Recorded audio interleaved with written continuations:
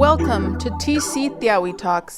Tiachucha Centro Cultural, located on Tataviam land in the northeast San Fernando Valley, is rooted in ancestral knowledge, culture, the arts, literacy, and social justice as a means to personal and communal transformation. It is a place where hearts and minds have united for change for over 19 years. Join us as we share the stories of personal transformation and our understanding of the world that unites us as a community. We must remember that another world has always been possible. Tiahui, a Nahuatl word for adelante, to move forward. Like a spiral, together we move towards a better future, cognizant of the resiliency we carry from our past.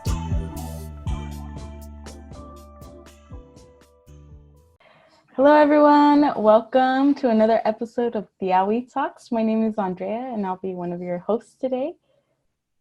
My name is Karen and I'll be the other host today. And our guests today are Robin and Dolores. They're both social workers in the San Fernando Valley and longtime supporters of Tiachuchas at different capacities. And we just want to invite you all, we want to thank you for being here with us today and also invite you to introduce yourselves and say a little bit more about what you do and how you're connected to Tiachucha. Do you want to go first, Dolores? Sure. So, hi, everybody. Thank you for inviting me. It's such an honor to be here on this podcast and to be a part of the Tiachucha family. So, I'm affiliated with Tiachuchas first by just going and being a volunteer and being in the space. I think Tiachuchas has been there when it first developed. I was very early on. I maybe just have graduated high school and attending college, and then I just became involved. I started volunteering and eventually got on the board. And I served on the executive board for 10 years. And then I think about 2 years ago, I shifted over to the advisory board. And so I'm on the advisory board and still support and kind of step in as needed. I am a social worker, a licensed clinical social worker, and I work part-time at a hospital. I provide crisis counseling, mental health support, and I also kind of am a person that develops treatment plans for people. So sometimes I look at different programs and try to connect them to resources both within the hospital and outside of that. I also just started a company recently called Weaving Wisdom, training and consultation. Right now I'm just doing a lot of support for nonprofits and grassroots efforts and just trying to support lower level social workers and also trying to provide, I think, trainings that are culturally centered and also in Spanish, because I feel like there's a real big. Mm-hmm. Oh, thank you so much. And again, I just want to express my gratitude. Thank you for inviting me to join you today. And thank you, Dolores. We're very lucky to have you. And we're also very lucky to have Andrea and Karen as part of the team. So, Kuali Tonali, no toca Robin Gomez, Newa Chicana Huichol. Good afternoon, everybody. My name is Robin Gomez, and I am Chicana Huichol. I'm very honored to be here today. I have been raised on Tataviam lands. So that's from the Fernandino Mission Band of Indians. And I do want to give a land acknowledgement for the lands that we're on today and also what is now known as the Northeast San Fernando Valley. So thank you, relatives. Thank you to everyone. And I do want to express my gratitude. I just got licensed. So I'm also a social worker. And yes, thank you. I'm officially also now an LCSW. So I am now a licensed clinical social worker. Part of my work that I do is I am the operations manager for Baku Cultural Community Services. We were founded by the Fernandino Tataviam Mission Band of Indians in 1970. So I'm very honored that I get to work for Baku. We are a local nonprofit servicing American Indian families and also our neighboring support community. And I'm just really honored that I get to continue the vision and mission of the elders that started this nonprofit. And I'm just so grateful that I'm there and the work that I get to do. I also oversee our Tuchint Youth Empowerment Program. So it's a youth diversion program that we do. We create social justice leaders by by reclaiming our Indigenous knowledge from a holistic approach, and we service youth 13 to 17.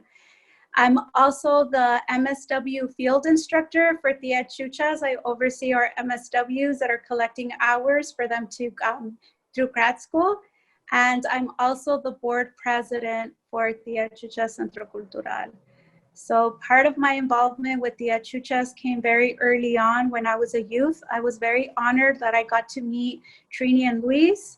And when I was very young, I was about maybe 17, 18 years old. And we were just interested in making change and in my path to reclaiming our Indigenous heritage. You know, we wanted to see more, you know, circles and more cultural programming. And I'm very honored that Luis and Trini were like, yeah, go do it. I had no idea how to do this. So I started working with them, and I'm very thankful because I really attribute to part of my growth and the leadership skills that I attained was really through Tiahuichas Centro Cultural. I've maintained to stay invested within the last 20 years. I was raised at the Centro, I like to say. And I just found many caring adults and just wonderful people that really supported me. Dolores was one of those people that I'm very grateful to. That really supported me not only through my personal journey, but also through my professional development. So again, thank you so much for having me here today.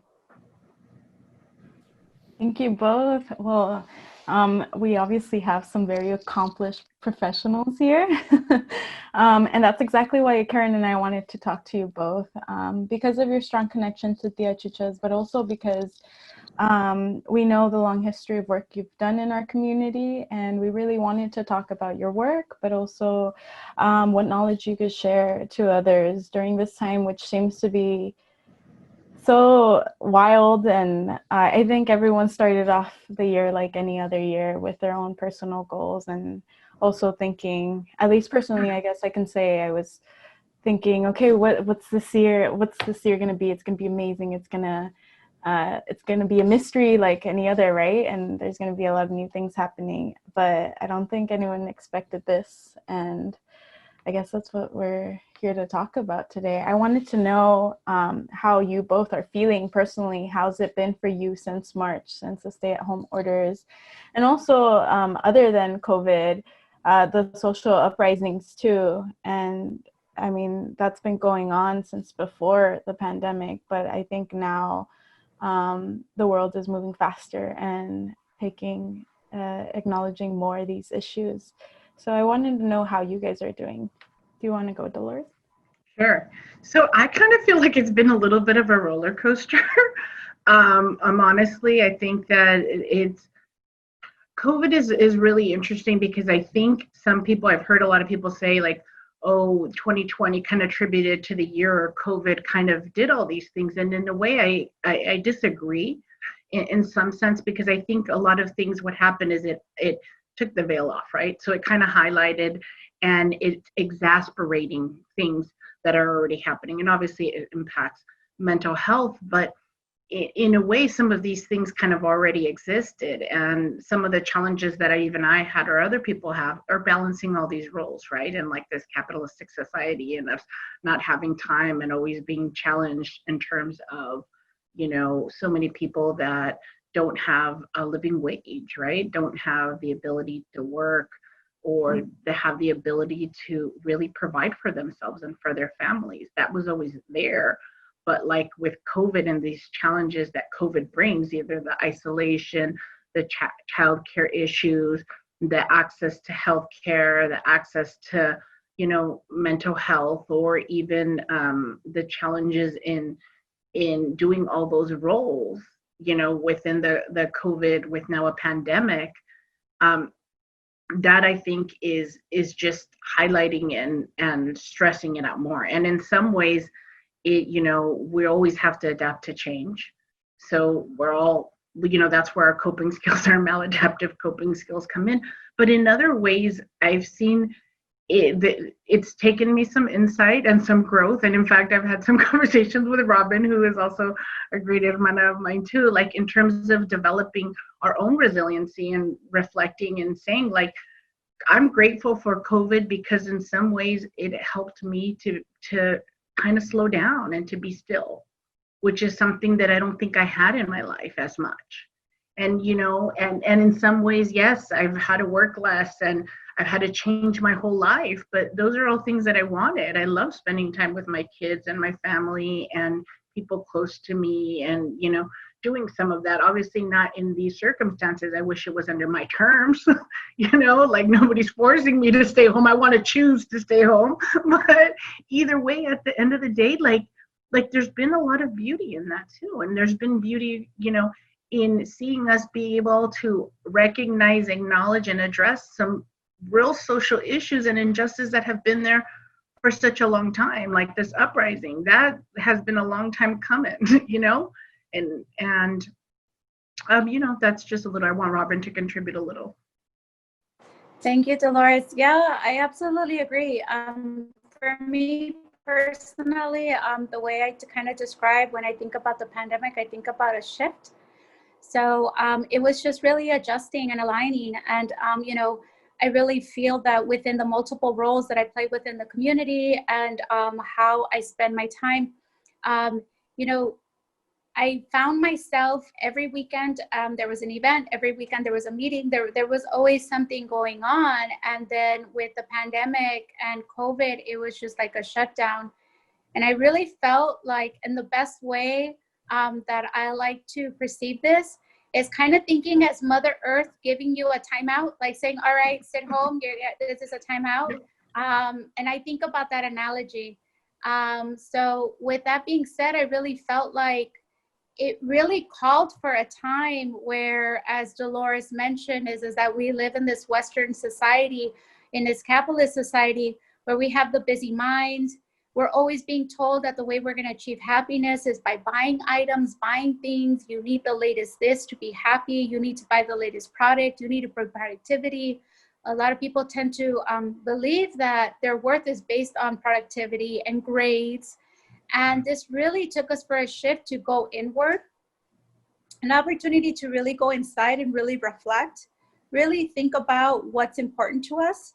And I think that really led to the civil unrest that's going on right now, is really how Dolores said, is just this unveiling. As our work, as we started 20 years ago, we really started doing social justice work.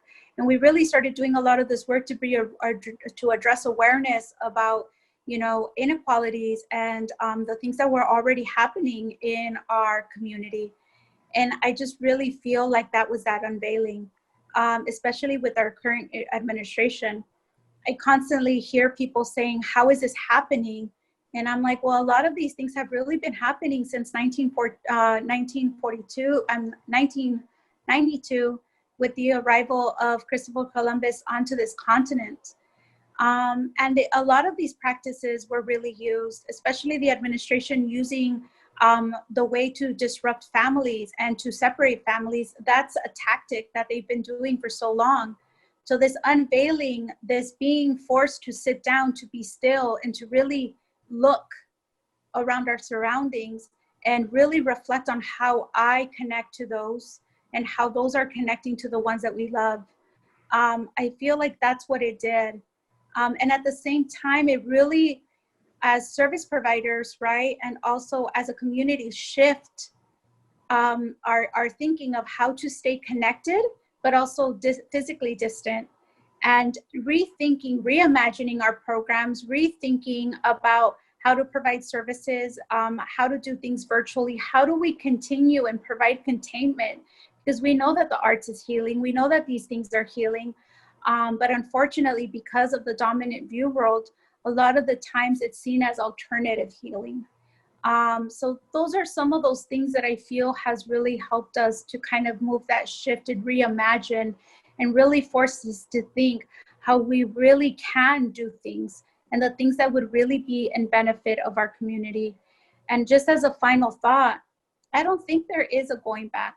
I don't think we can go back to those systems that were not working for us, and definitely not working for families. So I really believe that as we move forward and we shift out, that we're really going to have to reimagine, rethink of some of these things, and also our connections. And I just think it's an exciting time. It's a beautiful time to be Native. I do identify as Indigenous. I feel like it's a beautiful time to be Indigenous, because even though we experience all that intergenerational and multi-generational trauma, we also inherited the wisdom and all that resiliency. So if anything, I just think it's a good time to be in right now. I think about our people who are alive today, who really paved the way, and to see this whole new resurgence and the youth. They're going to take us to another level, and I just think it's a beautiful time. Yeah, I could definitely relate to the slowing down part, or forced slowing down, and a time to reflect, because even before this happened and we were forced to stay inside, I felt like I didn't give myself much time to reflect. I felt like I was always on the go. And yeah, I felt like if I wasn't being productive, then I wasn't doing good. I felt bad about myself. And now that everyone has to slow down, I'm like, wait, it's not just me. Everyone is taking time to themselves in their house. And we're like facing our fears, facing ourselves as well. I can definitely relate to that. I don't know if you'd like to say how you have felt, Karen. Yeah, thank you all for sharing.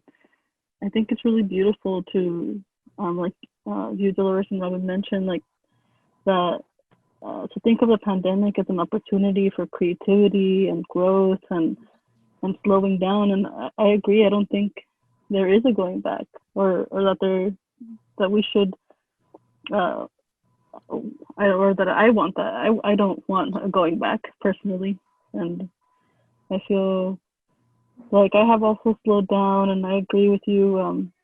I think the idea of productivity is like ingrained in us from the moment like you start school, you know, and it's hard to shift your thinking, but this is a great opportunity to work on that. Thank you. Also, we wanted to ask you all what mental health and well-being means to you, just kind of to frame the conversation, so we're all on the same page on what that means to you. You want to start? Is it okay if you start, Dolores, and then I just piggy off of you? Sure. So in terms of mental health, I don't think that I take like a Western view of it.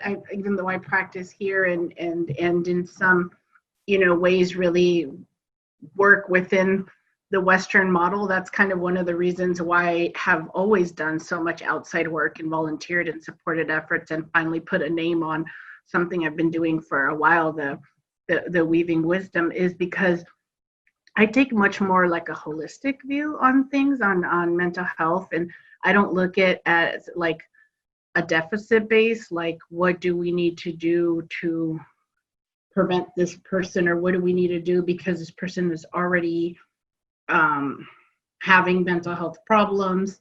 I look at it as a way, just like wellness, wholeness. Like it's mental health is kind of all aspects of your life, right? And all aspects of your life affect your mental health. And so I really look at it just as a part of who you are. And everybody feels sad, everybody has feelings, everybody has that, but it's when all these environmental stressors happen, it's when like the system or the environment you're in, even politics, I mean, everything affects who you are.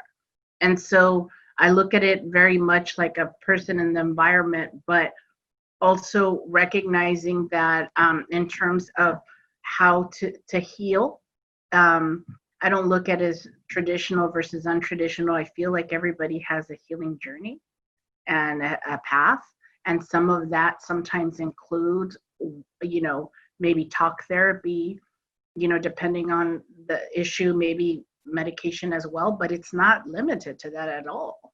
There's many other ways to heal. I mean, Tia Chucha's is a healing place, right? So being in the environment, you know, being outside, being in nature, that's medicine, the medicine that's within us. Like, so I think that mental health is really just an aspect of our lives, and so many different areas and every part of our life affects our mental health. And it comes out in every single way, right? Sometimes it comes out physical in our somatic symptoms, and we don't make that correlation. Like if I have a stomach ache, I mean, don't we say that? Like every time I say I have a stomach ache, my mom will be like, "Te enojaste? Are you mad?" You know, because that's connected, right? What's going on there? You know, headaches, you know, is that anxiety or that? Sometimes we make that disconnect, but it can come out physically. It can come out, you know, emotionally, these outbursts when we suppress it, right? It comes out another way. So I just feel it's a part of us, if that makes sense. I'm sure Robin will be more eloquent. No, thank you so much for that. And I absolutely agree. My experience with mental health is I was working as a mental health clinician for an outpatient. So I really feel like a lot of the training that I got was also around like evidence-based models and, you know, following those protocols and what that looked like. And it wasn't until I was able to kind of step back and really think about, right, what I've been taught and what I've learned as an Indigenous woman, and then versus what agencies and, you know, the Department of Mental Health and their requirements and what they consider as health. And I really feel like in moments like that, it made me really reflect, and I felt like there was a personal disconnect, but I also felt like when we think about healing, we also need to connect it to our spirit, to our physical, to our mind, intellect, and of course our emotional, and knowing that this is connected, right? My thoughts and what I feel, and just kind of what Dolores was talking about, the somatic and everything that we feel does trigger down. And when we think about stress and what stress does to the body, and then when we think about all these other layers that happens, it's all interconnected. So I really appreciate your feedback and just reflecting on the holistic. And I feel when I think about the mental health, I also feel like from the holistic and all the different elements that bring in and what can really heal us and help us in those ways. So I'm very lucky that one of the things that I wanted to personally do in pursuing my career was using the credentials, of course, so we can do a little bit more healing from a holistic approach, and not just looking at mental health as a diagnosis and looking at symptoms, but also really looking from a holistic approach of what's working from us and what's not working from us. What is needed on more of a spiritual, our physical, our emotional, and our mind intellect. Thank you. Yeah, and to follow up to that question on what mental health means to you, could you define what social work is? Okay, so for me personally, I will tell you that because of my upbringing, my experience with social workers really was revolved around DCFS and people coming to our house. So that was what I thought was a social worker. And I did not think in my mind that I ever wanted to be a social worker. I wanted to be everything else but a social worker.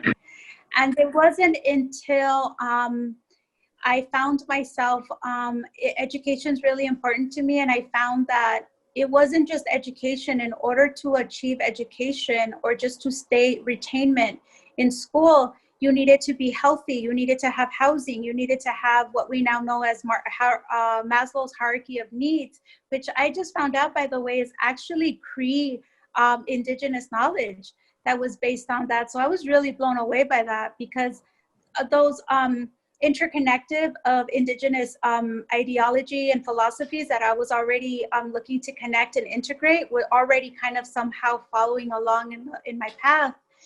And with that being said, I just really felt like once I got into the social work program, it wasn't until I was in a ceremony and an elder told me, he's all like, well, of course, Indigenous people are social workers. We care about the community. We look out for one another. And it wasn't until then that I was like, yes, like that's what social work is. So for me, social work is just more than just a profession. I look at it as collaboration, as a collective, but also just really learning the integrals of the intersectionality of what it takes, and how all of these paths cross and disciplines cross, and really learning to meet where the person is and being present with that person. I'm still kind of like figuring that out, what that is for me, because I'm still kind of new to the profession. Well, I'm getting seasoned into the profession, but for me, that's what it means. I really took that term from what that elder mentioned to me, and he's like, yeah, you know, we are social workers. We look out for one another. Everything we do is revolved around social workers because we want to care about the well-being of others and each other. We want to care for one another. And I feel for me, that was the most impactful for me, and that's how I defined it. Yeah, for me as well, I feel like social worker was my calling, a social work, but I didn't really know what it was. I grew up, I'm first generation born here, immigrant. My father had a third grade education. My mom had a sixth grade education. And so, when it came, I didn't decide I was going to go to college till after I graduated high school.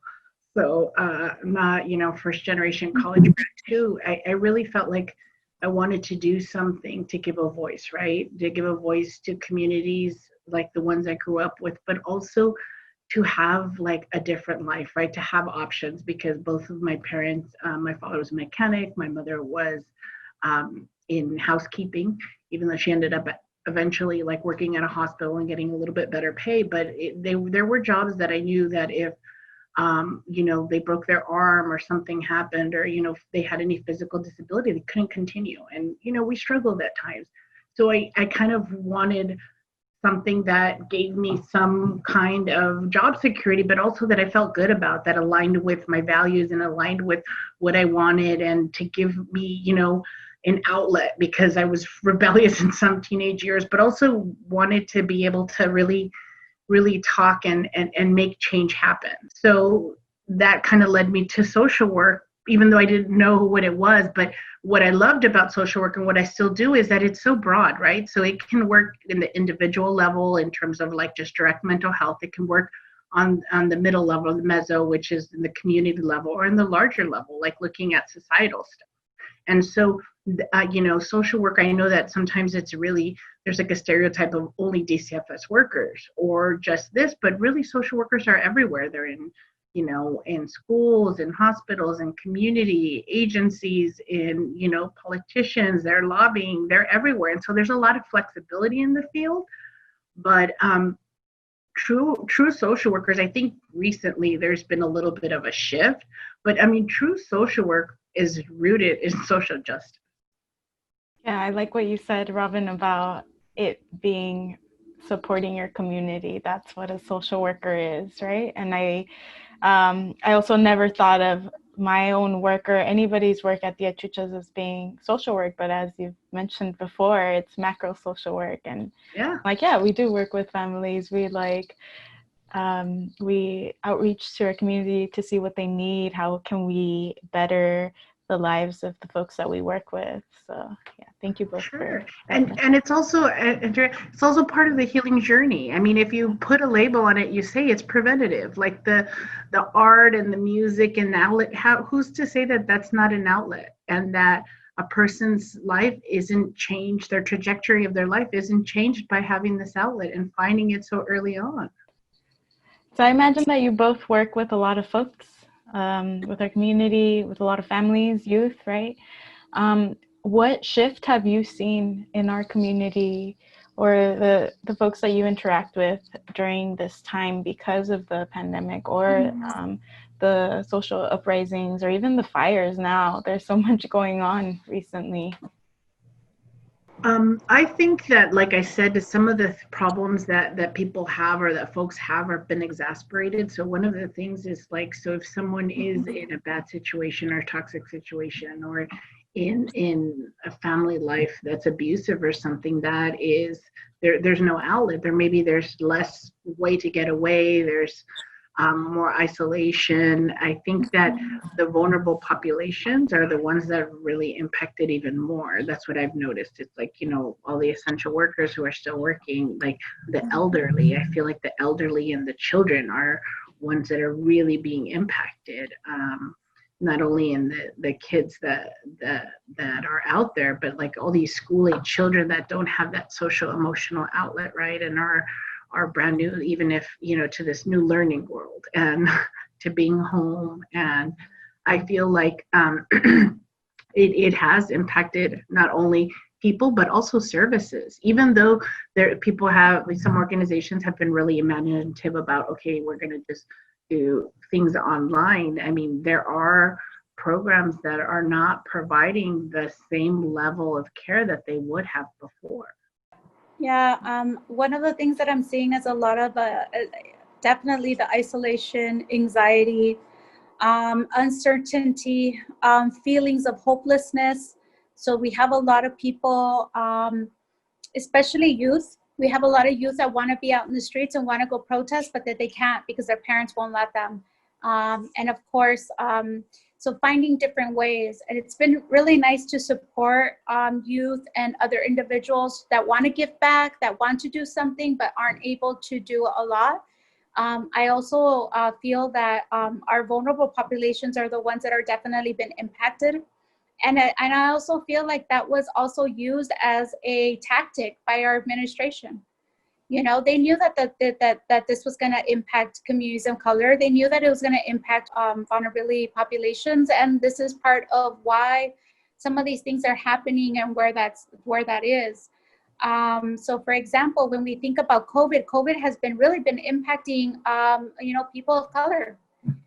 Our essential workers, people who can't afford childcare, kids. We're seeing schools, they're dropping like flies. They're not being there, and it's not because they don't want to be. It's just that the parents don't have the resources or even the language to support the kids. Some of our families are risking being evicted, and that's really lovely that a lot of our well-intended policymakers want to extend that they cannot get evicted, but then they have to pay back that rent that they couldn't even pay in the first place. So I feel like those are some of the things that we're starting to see. We are definitely going to see this impacted in the next generations and just overall how they're managing. But yeah, I really feel like those are some of the things in the areas that are going to be impacted. Yeah, I definitely see a lot of and this has been going on for years of our administration just dealing with things by covering it up with a bandage instead of looking for long-term solutions or even getting to the root of the problem. But just yesterday I was talking to Karen, and she was talking to me about how a lot of older folks have come to the Achuchas asking for help about how to do things on a computer because it's not accessible to them, because they'll call on the phone and they're saying, oh, you have to do it online. But a lot of our elders, or even our Spanish speaking community, they're not used to having emails. Not all of them, right? They're not used to being on a computer. So we didn't think about these things. It was just a quick fix, right? Oh, we'll go virtual. Well, everything can be online. It's fine. Everyone has access to internet. But we've seen the opposite, right? I've seen articles with kids doing their homework outside of a library to get the Wi-Fi. That's not supposed to happen, right?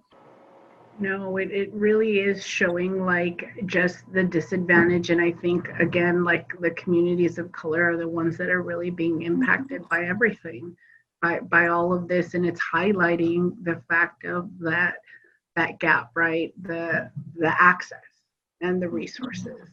And honestly, because I think I'm a 2-parent household with dual income, and I've really felt challenged. I have twins who are 6 years old. They just turned 6, and I feel really challenged by the rules, but also the online learning and the Zoom and that, because that just doesn't really align with our lifestyle. My kids we had purposely not given them tablets or any of that. And so here they are, now they're resistant, not wanting to do it. And so, it's just challenges all around. But I think that yeah, even more so the learning part. I feel like kids, got so much out of school, like those children also as well, that got them out of their environment or provided that stability and those meals for them. Like, how many, there's so many, I have heard as well, like around here, like that their schools are providing meals, but folks can't get there. Yeah, absolutely. And just on another note that I wanted to add, there's from the families that I've been working with, some of the youth just saying that they feel safer because they don't have to go to school, because they don't have to deal with bullying. Feeling safer, that they don't have to worry about shootings.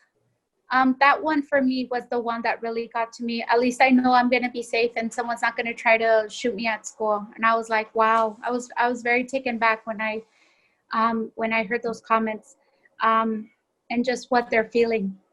But more than anything, I think right now is that, traditionally there was all these caring, safe adults that provided that stability and that consistency for a lot of our little ones and a lot of our youth and our kiddos.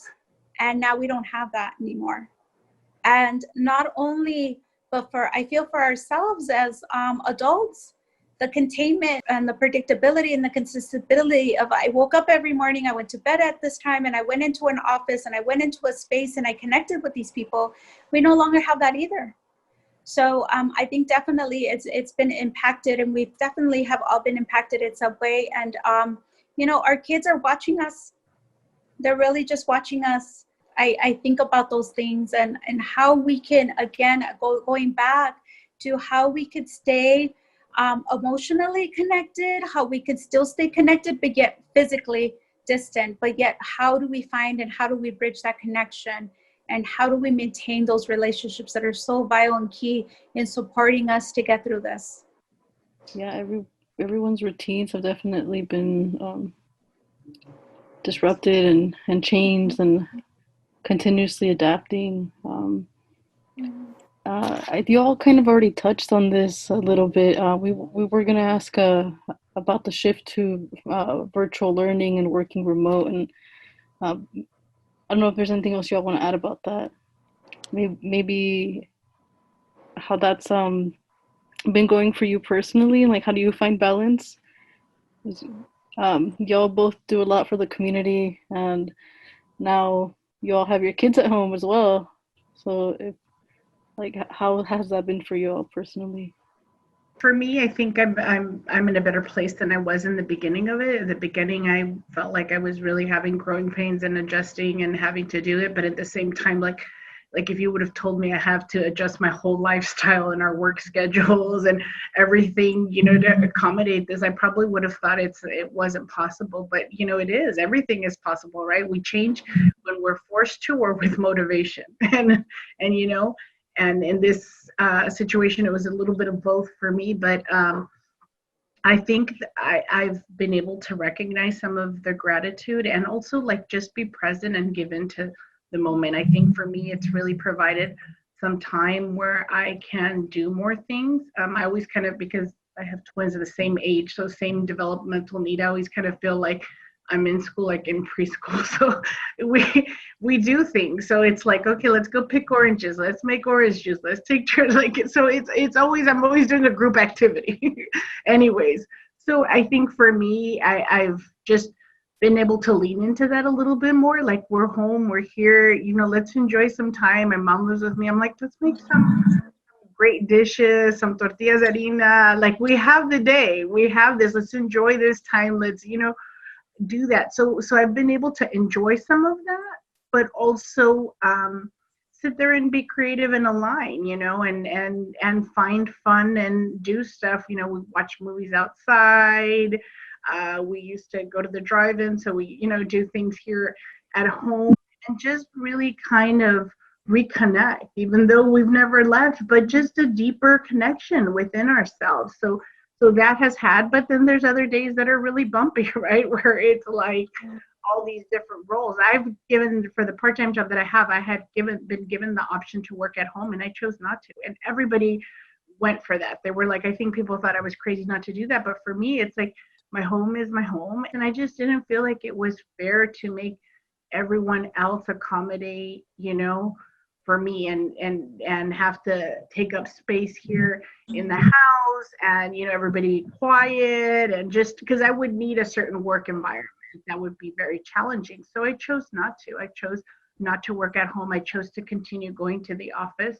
And I've worked with patients. I've seen patients face to face. I have the ability to decide, yes, I want to see you. And because I work with a lot of crisis patients, there's a lot of times I've chosen to come in. And I even met with a homeless person who I remember everybody's like, oh my God, that person's so high risk. I'm like, yeah, that's why I'm going to see them.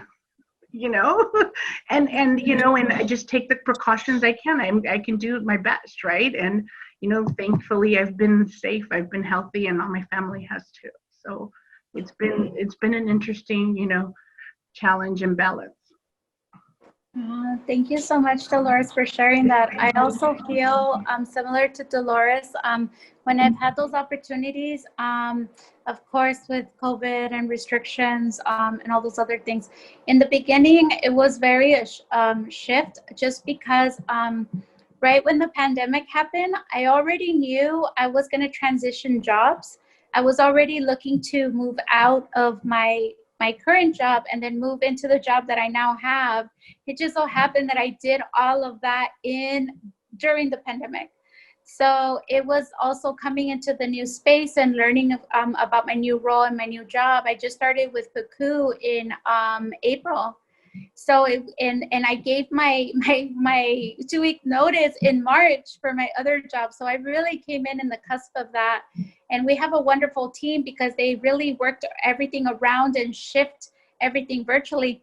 But I think one of the things that I found that I think that was really helpful is that one is that I luckily we have the space and I do acknowledge the privilege that we have. But I also feel like we needed to create some space for some connection and how to do that. So I think for me, it was just really, I've had supportive people that I stayed connected to. So for example, I really stayed connected to our danza. That was all really nice that I like to do and to connect to that. And then there's also a women's group that I stayed connected to. So that really helped me to contain those connections that I had in those spaces and those outlets. And then really starting to shift on the importance of just doing consistent, knowing that when you go in, there's this space. So I found myself accessing certain positive, like, people that promote positivity and offer affirmations in the morning, starting off that way and kind of thinking of being more intentional about my day. And then realizing soon that I couldn't be there for everyone. So really, holding those boundaries. And from this time to this time, I'm going to focus on this. So that really helped me and also develop the flexibility of what I needed for my family. But I think what was the most challenging for me on a personal note as a parent is I had one child coming out of high school and one going into high school, which means one of my kids is now in college. And now one of my kids just started high school. So I think that for us was definitely one of the challenges, just trying to adjust to these, there was a lot of grief in that. There was celebrations, ceremonies, things to really highlight and recognize those milestones. And then now we were taken back and now starting new milestones without the traditional ones. So really finding how to stay connected, consistent, and trying to do that the best we can. And then there's just some days that's not available. And then we just need to shift. But I think more than anything, it's just being present, enjoying the present, focusing on what am I need to do now? How can I maintain this now? And I think more than anything is just maintaining those relationships again. I just keep going back to those relationships that are so key and vital. And for me, Tiahui has really been that space, not just for my growth, but just even during our pandemic and maintaining that space, maintaining that consistency, remaining those connections and things that we look forward to. Thank you. Well, you touched on the next question as well, which is great. Great leading up to. I was going to ask, when we've talked about how it's been like a roller coaster, or in some way, like waves, I'd like to think of it, where sometimes I feel really good, high, and then down. And then you're kind of just riding it, right? You're kind of riding the wave. When you are at your low points, when you're feeling afraid, or when you're exhausted because of all these changes or all these life stressors, what do you do to help that? I know that sometimes, I feel like sometimes you just have to write it. You have to feel angry, you have to feel sad, and just be patient and feel and let yourself feel that. But is there anything that you'd like to do to overcome that, or make yourself feel better, or remind yourself that it's gonna pass? Or if you'd like to give any encouragement to folks out there who have been feeling exhausted, or just have been grieving a lot.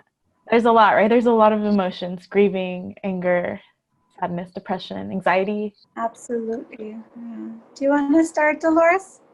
Sure. Well, there's so much. I started thinking, yeah, you know what? I think, Robin touched upon it a little. And I think for me, before even COVID, when 2020 kind of hit in 2019, it's been a long wave coming where I've really felt like I've needed to be more intentional.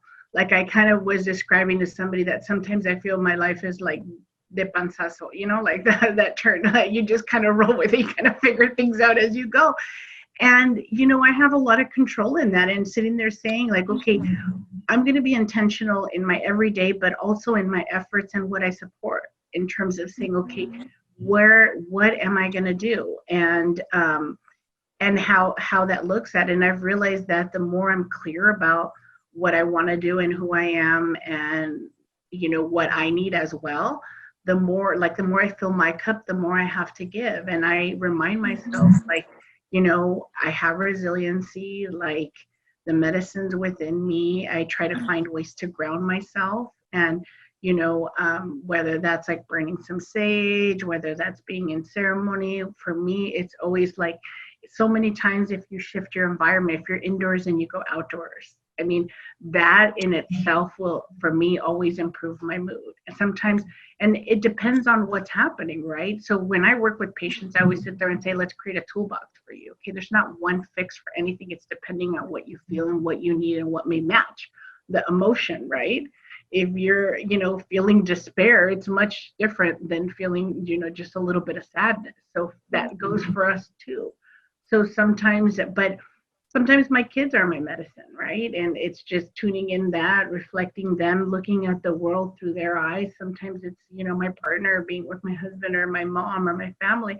Sometimes it's me needing my alone time and really filling my cup and saying, like, I need to step away. Sometimes for me, it's always like music for me is something that always changes and impacts my mood. So sometimes it's like, let me just put on the music and I'm going to have a dance party for 5 minutes in my, in my living room or in my kitchen. And then I'm going to do these dishes, or do it alongside with it, So I think it's knowing yourself, knowing, how to access these things. And sometimes it's also reaching out. I'm very blessed to have a big community of people that support me and comadres, and I think Tiahuichas to me is like a healing space as well, and everything that it's offered. And so it's all kinds of different things. So if I had any advice to anybody, it'd be to look at their medicine within, to remember that they have, to think of things very simple and saying, what's going to improve my mood right now? What can just improve my mood just a little bit, and looking at their options and what they have, and seeking out support and trying to focus on themselves as well. What will be healing for them? What can they do to fill themselves a little bit more, to then continue on and ride the wave and push forward? Definitely. I feel for me,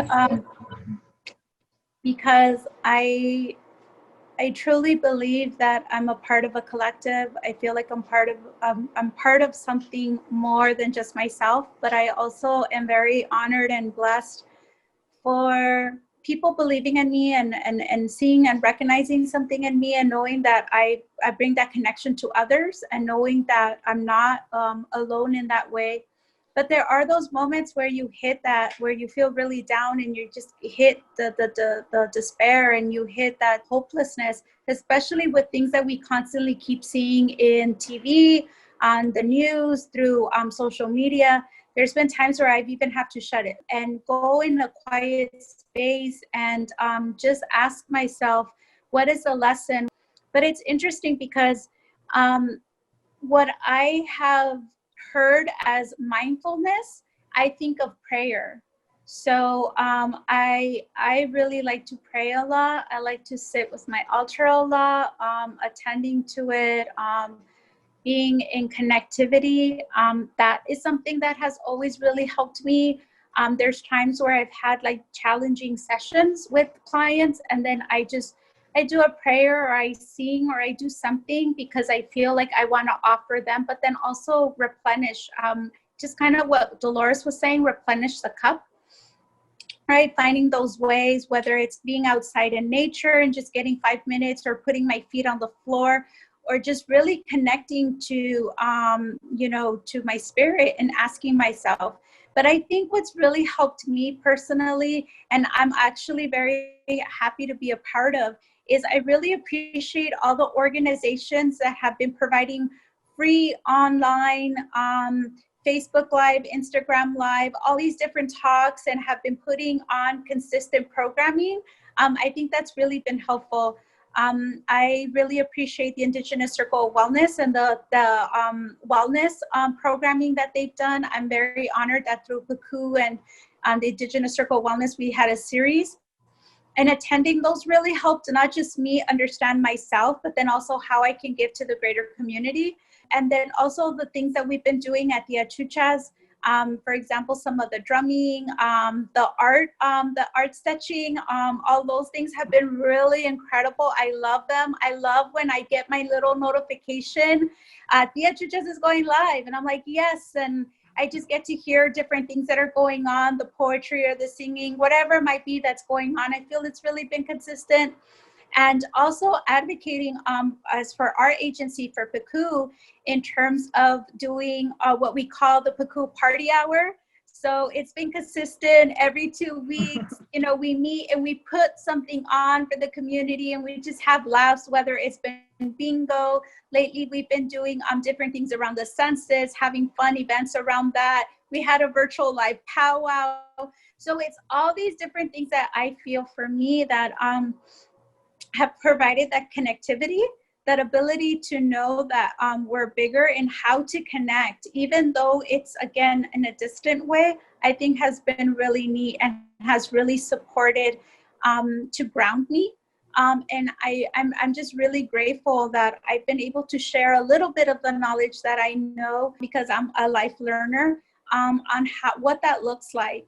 Grounding, doing some exercises around that. But I think more than anything, just really following your own advice. Sometimes I think, if this was a client, what would I say, or how would I address that or look at that? And then I think, like, that's the answer. That's what I need to do. Because along those lines, we are the medicine, and we are that connected medicine within us. And when we come together as a community, then we uplift one another, and then we become what Leah Denny has coined as community activated medicine, and with her wellness institute. And I just think those are beautiful things. So finding those key connections, finding those different things to the spirit, finding different things, what we're doing for the body, for the mind, for the emotion, for the spirit, I feel for me has been really allowed me to connect, but also practice what I'm asking others to do as well.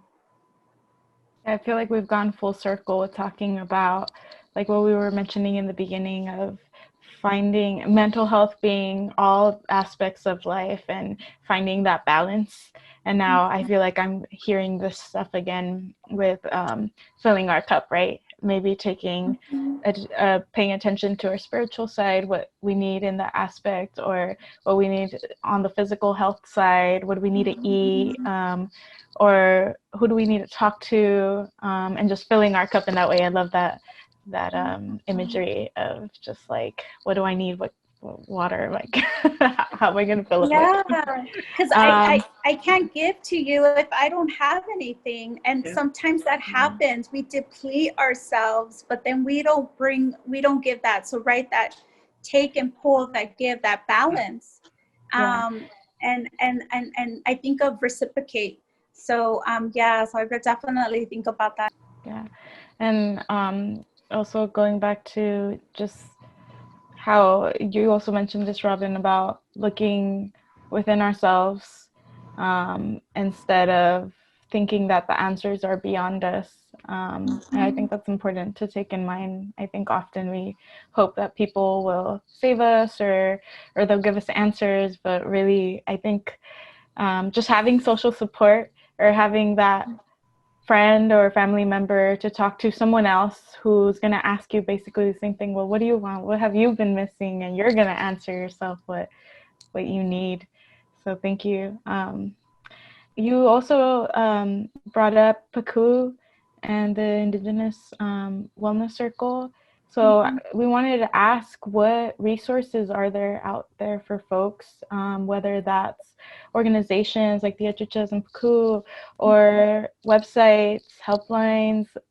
What have you found helpful to reach out to, and what's available? Because I know that mental health can often seem very unattainable to some folks, or it feels like, oh, I can't afford it, or it's not for me. So, but there's different types of mental health resources out there. So what can you tell us about So I know I mentioned a couple of them already, but I did want to highlight on one thing. A lot of the times when we think about therapy or we think about mental health, we think about that I need to go to someone. But the truth is that you touched on some of those things, Andrea. Reaching out to my supports, that could be therapeutic. That could be healing. Listening to the music, that can be healing. Writing out, listening to poetry, because that connects us to spirit and connects us to other things. So one of the things that I would kind of like to leave is that sometimes giving someone a hug, right, within our families, and right now we can't do that, but just saying, I see you, I just want you to know that I'm thinking of you, can be therapeutic. It can be doing that. Spending time with our little ones, even if it's just reading a book, or joining in with little libros together, or just watching it together, that could be therapeutic. We're in a space where we need to rethink about healing, and we need to think about these things, that some of these things that we do already in our daily lives can be therapeutic. And I think those are the things, it's how we view it and how we look at it. But sometimes those things, maybe listening to a podcast can be therapeutic. Listening to an audiobook can be therapeutic. So I think sometimes it's how we view those things. Dancing can be therapeutic. So I think it's beyond imagining that, going to mental health or has to necessarily just be with a professional, or needs to be with as well. We need some of those. And sometimes we do need that immediate service. But I really feel like it's how we look at that too, and that these little things that we do in our daily lives can be therapeutic and healing. Sure. Just like Robin said, it's how are you connecting? How are you connecting to yourself? How are you connecting to the outside world? How are you connecting with your loved ones? And really trying to build community if you don't have one. And so I think for some of those people, like the elderly or certain people that maybe don't have those connections, that's where they're really being challenged. I have heard that there are a lot of, there's a friendship line that was formed. There's the senior golden line, I think. There's a lot of hotlines and friendship lines and a lot of services that are being developed or are kind of being shifted towards older adults. Like I know in the community I work in, we work closely with an organization called One Generation that is providing meals, home delivery for people that are homebound or not, able to cook for themselves. And I know that groceries are being delivered. And so there's ways to try to, if you don't have that support within your own community, to build, formal support. So I know that that's been happening a lot for the older adults, which is really nice because I think the elders are really respected in our community, and I don't know that it has always been reflected in larger society. So I like to see that they're being taken care of a little bit more, and hopefully it will continue and we'll build upon that. But there are a lot of like, it's always been around, but there's also crisis text lines, and I know there's like 24-hour lines, and so there's all those formal supports. But again, that's that balance, right? Is sometimes that formal support needs to be, combined with the informal and the things within, your shared one within yourself. Definitely. And just to add a little bit more, if you live in LA County, you can go ahead and call 211. So it's definitely a resource line. The only challenge is sometimes when you call 211, you're not really sure what you're looking for, and that can be a challenge within itself. So if you can kind of think a little bit more of going to their website and just kind of strolling and looking at the different categories, that can help you a little bit before you call. So I know there's those supports that are out there. You definitely have the food bank. So around social media, you do have a lot of different organizations. Follow your local politicians. And the only reason I say that is not necessarily to say that you may or may not support them, but they're doing a lot of different food banks, drives. They just provide a lot of different community information that I feel is very helpful to connect to resources and things that you need. Here in the San Fernando Valley, we do have Baku Cultural Community Services. So we do offer an array of cultural community services, but also we have our emergency one-stop services. So that's also intended for people who need those emergency services. If you call our number, then they can also let you know if the food delivery, because we also do provide delivery for those that are vulnerable with disabilities, pregnant, and also with our elderly. There's the 13th Youth Empowerment Program. So we provide a lot of social, a safe development, a safe space for our kids to develop. And we focus around a lot of cultural programming. So we want to connect the kids to some of these things that I was touching upon from a holistic approach of looking into the spirit, the mind, intellect, emotional, and then also the just overall wellness that we look at. So those are some resources that are here in the community. Of course, we have Tiahui's, which has an array of different cultural arts that are already available that are there. And so I love the yoga. The yoga's been awesome in the mornings, so I really enjoy that. Again, YouTube, I've been going back and looking at some of Wendy's La Guayaba Kitchen and some of her cooking tutorials. So that's been really good to nourish the body. So there's a array of different organizations in the area. You have Pacoima Beautiful with their youth projects that they're doing as well. Things programs that are available as well, that are through their programs that they have. So I do know that they have youth programs available. Pueblo en Salud has been doing great work around community organizing and learning how to do more civic engagement. So that's as well. You have Radio Olin. That's been a great one because people are connected to different services and services providers that are out there. So you definitely have a lot of community groups that are out there. My apologies if I missed one. It was unintentional. I'm trying to think off the top of my head of the ones that we service. You can definitely call the Department of Mental Health. There's a 1-800 number there that they can connect you to the services that you definitely and directly need. So yeah, those are a couple. I know that there's more. The city of San Fernando just launched a program. So if you are a resident of the city of San Fernando, if you go to their main page, you'll be able to download an application where you can get food that's available, and that's going to be starting to be distributed regularly. So yeah, I know Sheila Kuehl's office, Noor Martinez, Monica Rodriguez, and all our other elected officials have been partnering up with other organizations to do food drives and food banks that are there available.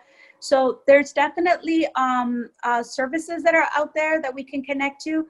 But another one that I really appreciate is the CARES line. So they are CARES line that you can call directly, and that's also found through the Department of Mental Health. LAUSD also launched a CARES line where you can call and get support. So that's available through their website as well.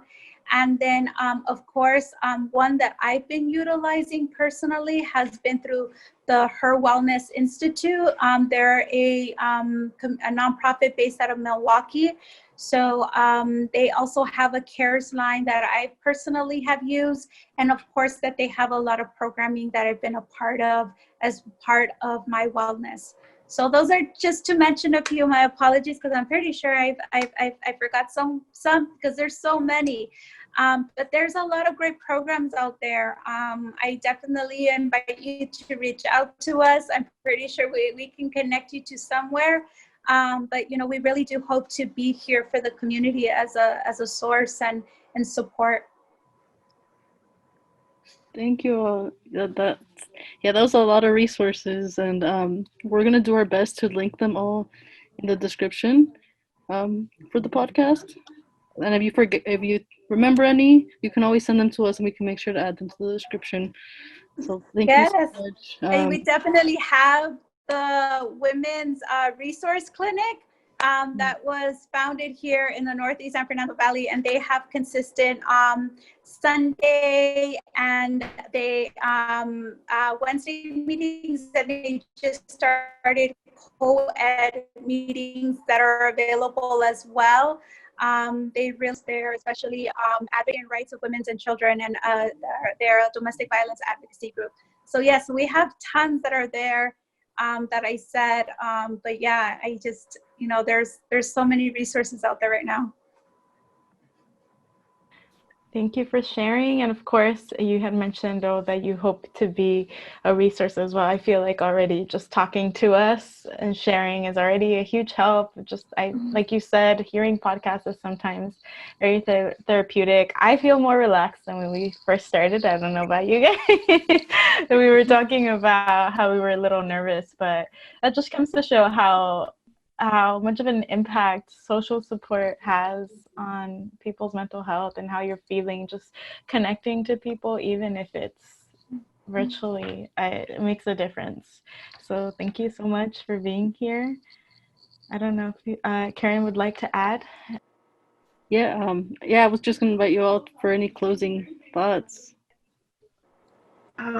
Closing thoughts that I have is just, if you have not checked out the Achuchas, if you haven't been to the bookstore, if you haven't accessed any resources, please go ahead and do so. I really have been so thankful of being a part of the Tiahui family. It really has impacted, like, not only my personal life, but I believe my professional life as well, in terms of them. I mean, Tiahui is much more than an organization, right? It's there and it would exist even if we didn't have a physical space. I always remember Trini saying, like, this is community. It exists because people give their time or give their money. And I'm always so amazed by the work that is being done there. That is so much volunteer run, but it really is a space that I kind of feel reflects and is very similar to just unconditional love, this acceptance of, as long as you align, as long as you know, are the vision that you have aligns with the Achuchas, you're embraced and you're there and you can grow. And how many programs haven't been developed there, or in how much programming, and how many of us haven't done things there. When my kids were young, I actually did a bilinguals babies program, you know, because I said, like, let's try to help, you know,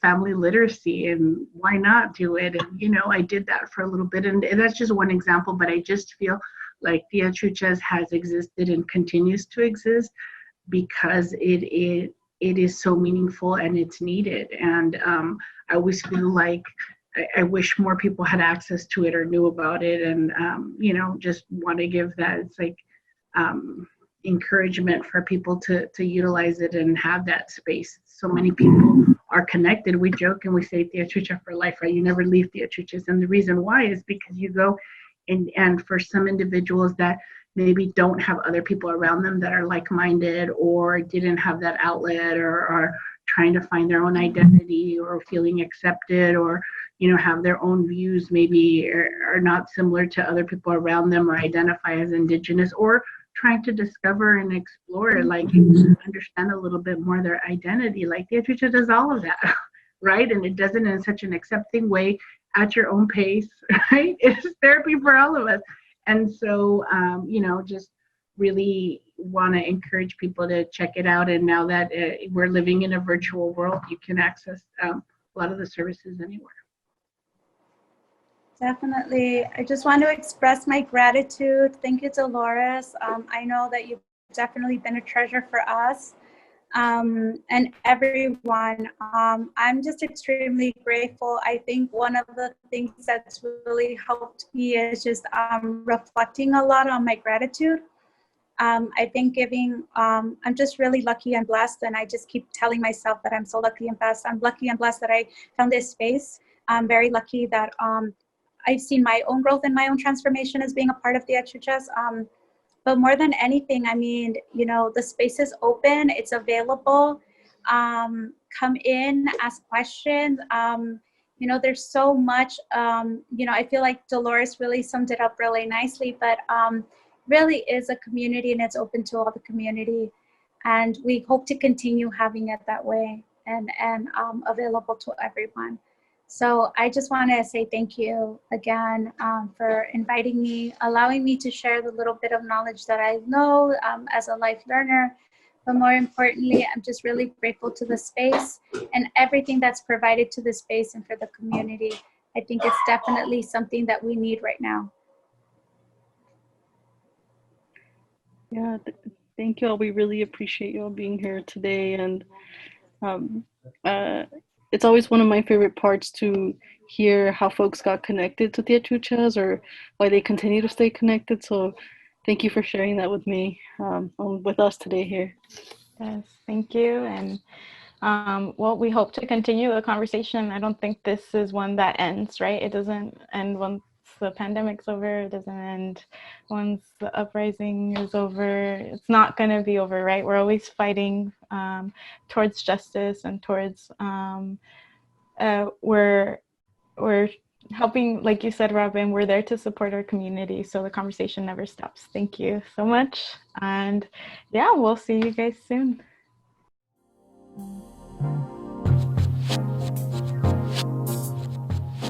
Thank you again for joining us. Please remember to subscribe to our podcast and follow Tiahuichas on social media.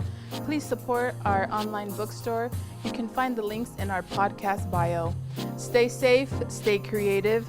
Tiahui.